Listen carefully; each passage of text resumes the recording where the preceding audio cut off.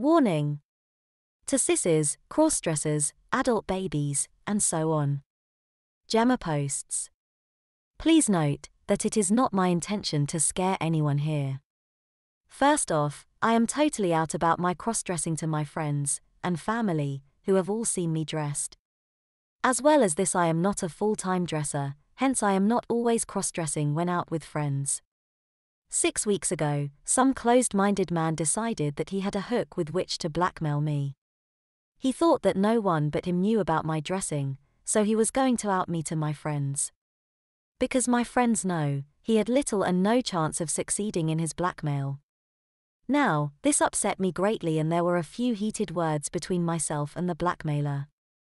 Hearing the commotion, a friend of mine suggested I just leave it.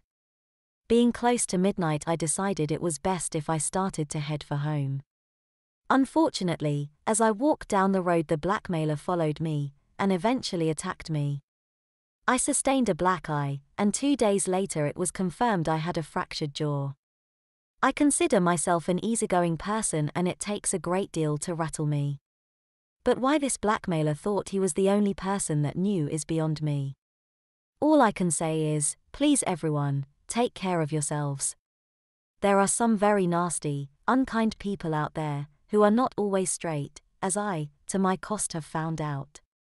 I was lucky really, with damage being minimal. I hope none of you has to face it at all. Sarah replies. Hope you are feeling better.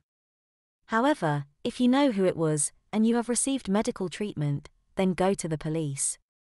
It does not matter whatever about the gender of the people involved, this is a case of common assault. Even if there is insufficient evidence to prosecute, it would at least mean the assailant became known to the police. What is to stop the individual from committing the same offense again, or worse? Dorothy replies. I agree with Sarah, should have considered going to the police. No one has a right to get away with that. Hope you're on the mend. Gemma replies. Thanks for the kind words. Police have been called but it has not been helpful. No surprise there, no offense to any ladies in blue on here. Julia replies.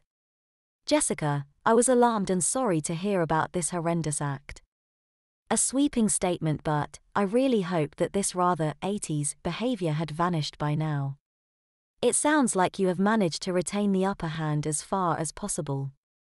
However, you would do well to pursue things with the police and legal system. We are very fortunate in this country to have recently seen some serious legislative changes designed to protect the rights of LGBT people.